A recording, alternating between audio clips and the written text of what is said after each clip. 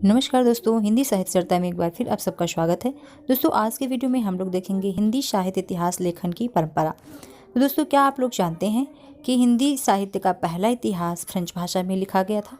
हाँ दोस्तों, गाशा द तासी ने इस्तवार दलाल लिटरेतुर हिंदुस्तानी नामक ग्रंथ फ्रेंच भाषा में लिखा था। गाशा द तासी के इस ग्रंथ में 738 कवि थे, जिसमें से 72 हिंदी के थे, बाकी उर्दू के थे। यह पुस्तक 2 भागों में विभक्त है, जिसका प्रकाशन क्रमशः 1839 तथा 1847 ईस्वी में हुआ था। गाशा द तासी की इस पुस्तक इस्तवार दलाल लिटरेतुर हिंदुस्तानी का हिंदी में अनुवाद किया था लक्ष्मी सागर वार्ष्णेय ने 1952 ईस्वी में, और इसका नाम रखा था हिंदुई साहित्य का इतिहास। इस नाम से लक्ष्मी सागर वार्ष्णेय ने गाशा द तासी के ग्रंथ का अनुवाद किया था। तो ये दोनों पॉइंट आप लोग ध्यान से पढ़ेंगे दोस्तों, क्योंकि दोनों पॉइंटों से एग्जाम में क्वेश्चन बनते हैं। अगला ग्रंथ आता है शिव सिंह सेंगर का शिव सिंह सरोज। यह हिंदी साहित्य का दूसरा महत्वपूर्ण इतिहास ग्रंथ है। इसका प्रकाशन 1883 ईस्वी में हुआ था। शिव सिंह सरोज में 838 भाषा कवियों का जीवन चरित्र तथा उनकी कविताओं के उदाहरण प्रस्तुत किए गए हैं। दोस्तों, किस ग्रंथ में कितने कवियों को शामिल किया गया है, यह बात भी इम्पॉर्टेंट है, आप लोग इसे भी ध्यान से देखेंगे दोस्तों।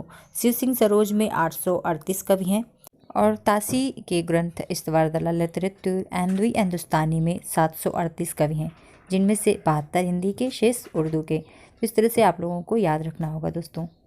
अगला महत्वपूर्ण नाम आता है ग्रियर्सन का। तो दोस्तों, सन 1888 ईस्वी में एशियाटिक सोसाइटी या बंगाल की पत्रिका के विशेषांक के रूप में ग्रियर्सन द्वारा रचित the modern vernacular literature of Hindustan का प्रकाशन हुआ। इसे ही सच्चे अर्थों में हिंदी साहित्य का पहला इतिहास ग्रंथ माना जाता है। तो दोस्तों, आप लोग इस पॉइंट को इम्पॉर्टेंट टिक करेंगे, क्योंकि ये एग्जाम में पूछा जा चुका है कि सच्चे अर्थों में हिंदी का पहला इतिहास ग्रंथ कौन सा है। तो हमें the modern vernacular literature of Hindustan को टिक करना था। इसमें ग्रियर्सन ने अपने ग्रंथ में 952 कवियों को शामिल किया है। दोस्तों, डॉक्टर किशोरी लाल गुप्त ने the modern vernacular literature of Hindustan का हिंदी में अनुवाद किया था हिंदी साहित्य का प्रथम इतिहास नाम से। हिंदी साहित्य का प्रथम इतिहास नाम से किशोरी लाल गुप्त ने अनुवाद किया था the modern vernacular literature of Hindustan का, और इसका प्रकाशन करवाया था 1957 ईस्वी में। हिंदी का प्रथम इतिहास, हिंदी साहित्य का प्रथम इतिहास 1957 ईस्वी में प्रकाशित हुआ था। और हाँ दोस्तों, एक बात हम आप लोगों को बताना भूल गए थे, तो वो यहाँ पर हम क्लियर कर देना चाहेंगे कि सभी इतिहासकारों ने इतिहास लेखन में किसी न किसी पद्धति का पालन किया है। जैसे कि गाशा द तासी और शिव सिंह सेंगर ने वर्णानुक्रम पद्धति का पालन किया था। उन्होंने वर्ण के अनुक्रम के अनुसार लेखकों को व्यवस्थित रूप दिया था अपने इतिहास ग्रंथ में। तासी और सेंगर ने, गाशा द तासी और शिव सिंह सेंगर ने, और ग्रियर्सन और मिश्र बंधु ने कालक्रमानुसार पद्धति का पालन किया था। इन्होंने अपने लेखकों को कालक्रम के अनुसार व्यवस्थित रूप प्रदान किया था। तो इन पद्धतियों को भी आप लोग याद रखना दोस्तों कि तासी और सेंगर ने वर्णानुक्रम पद्धति का पालन किया अपने इतिहास लेखन में, और ग्रियर्सन और मिश्र बंधु ने कालक्रम अनुसार पद्धति का पालन किया था अपने इतिहास ग्रंथ में। दोस्तों, ग्रियर्सन ने अपने इतिहास ग्रंथ में 16वीं 17वीं शताब्दी के युग को अर्थात भक्ति काल को हिंदी काव्य का स्वर्ण युग मानना है, और यही ग्रियर्सन की सबसे महत्वपूर्ण उपलब्धि है। हिंदी काव्य का स्वर्ण युग मानना भक्ति काल को ग्रियर्सन की सबसे महत्वपूर्ण उपलब्धि है। अगला ग्रंथ है मिश्र बंधु विनोद। दोस्तों, गणेश बिहारी, श्याम बिहारी, सुखदेव बिहारी मिश्र ने मिलकर मिश्र बंधु विनोद नामक इतिहास ग्रंथ की रचना की थी। इन तीनों भाइयों को सम्मिलित रूप से मिश्र बंधु कहते हैं। इन तीनों नामों को हम श्याम, सुख, गणेश ऐसे करके याद रख सकते हैं।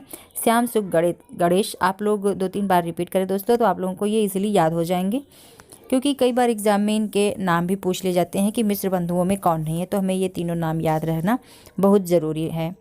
दोस्तों, मिश्र बंधु विनोद 4 भागों में विभक्त है, जिसके प्रथम 3 भाग का प्रकाशन सन 1913 ईस्वी में तथा चतुर्थ भाग का प्रकाशन 1934 ईस्वी में हुआ था। मिश्र बंधु विनोद में 4591 या फिर 5000 के आसपास कवियों का जीवन वृत्त वर्णित किया गया है। अगला ग्रंथ है रामचंद्र शुक्ल का हिंदी साहित्य का इतिहास।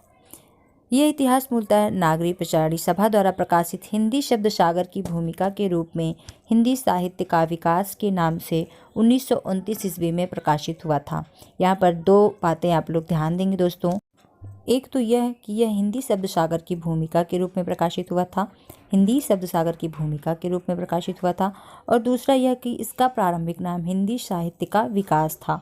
यह भी एग्जाम में पूछा जा चुका क्वेश्चन है दोस्तों। हिंदी साहित्य का विकास के नाम से यह प्रकाशित हुआ था 1929 में। बाद में इसे हिंदी साहित्य के इतिहास के नाम से प्रकाशित किया गया था। इस इतिहास ग्रंथ में 1000 कवियों के लेखकों को शामिल किया गया है। 1000 कवियों एवं लेखकों को शामिल किया गया है। प्राचार्य रामचंद्र शुक्ल ने इतिहास लेखन में विधेयवादी पद्धति का अनुसरण किया है। इस विधेयवादी पद्धति के प्रवर्तक मानतेन, या कहीं कहीं पर इनका नाम एन या तेन ऐसे मिलता है। तो रामचंद्र शुक्ल ने जिस पद्धति को अपनाया उसके प्रवर्तक थे मानतेन।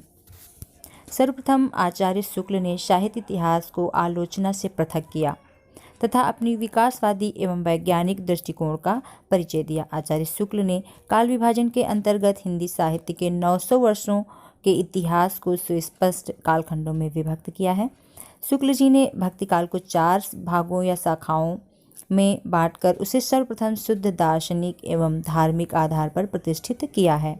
दोस्तों, अगर आप लोग हमारे चैनल पर नए हैं और अभी तक सब्सक्राइब नहीं किया है तो प्लीज़ दोस्तों हमारे इस चैनल को सब्सक्राइब कर लीजिए और हमारे वीडियो को लाइक और शेयर कर दीजिए। तो राजा रामचंद्र शुक्ल ने भक्तिकाल को 4 भागों में विभक्त किया। पहले उन्होंने भक्तिकाल को 2 भागों में विभक्त किया। एक शाखा है निर्गुण धारा और दूसरी सगुण धारा। फिर निर्गुण धारा को 2 भागों में विभक्त किया, एक ज्ञानाश्रयी शाखा और एक प्रेमाश्रयी शाखा। और सगुण धारा को भी 2 भागों में विभक्त किया, एक राम भक्ति शाखा और एक कृष्ण भक्ति शाखा। ये रामचंद्र शुक्ल जी का विभाजन है भक्तिकाल का और ये बहुत ही महत्वपूर्ण है। अगला नाम आता है एडविन ग्रिप्स महोदय का। एडविन ग्रिप्स महोदय ने सन 1917 ईस्वी में अंग्रेजी भाषा में आई स्केच ऑफ हिंदी लिटरेचर नाम से हिंदी साहित्य का संक्षिप्त इतिहास ग्रंथ लिखा। आई स्केच ऑफ हिंदी लिटरेचर, और यह क्वेश्चन एग्जाम में पूछा जा चुका है दोस्तों कि अंग्रेजी भाषा में लिखा गया आई स्केच ऑफ हिंदी लिटरेचर किसका ग्रंथ है। तो इसे आप लोग ध्यान से पढ़ेंगे दोस्तों। फिर है सन 1920 ईस्वी में पादरी F.E.K. ने अंग्रेजी भाषा में a history of Hindi literature नाम से इतिहास ग्रंथ लिखा। तो दोस्तों आप लोग यहाँ पे ध्यान देंगे कि एडविन ग्रिप्स महोदय ने a sketch of Hindi literature लिखा और F.E.K. ने a history of Hindi literature लिखा। फिर है मौलवी करीमुद्दीन ने 1848 ईस्वी में तज़किरा-ए शुअराए हिंदी नामक इतिहास ग्रंथ लिखा। तज़किरा-ए शुअराए हिंदी में कवियों की संख्या 1004 है, जिसमें से 62 कवि हिंदी के हैं। इस ग्रंथ में पहली बार कालक्रम का ध्यान रखा गया था। और दोस्तों मौलवी करीमुद्दीन का यह ग्रंथ गाशा तासी के ग्रंथ का काफ़ी हद तक अनुवाद सा प्रतीत होता है। तो दोस्तों आज के वीडियो में हम लोगों ने ऐसे ग्रंथों को देखा है जिनका डिटेल भी हमें पढ़ना था, और इस वीडियो को आप लोग 2-3 बार रिपीट करके सुनेंगे दोस्तों, तो इसके एक एक ग्रंथ और उसके संबंधित एक एक पॉइंट आप लोगों को अच्छे से समझ में आ जाएगा।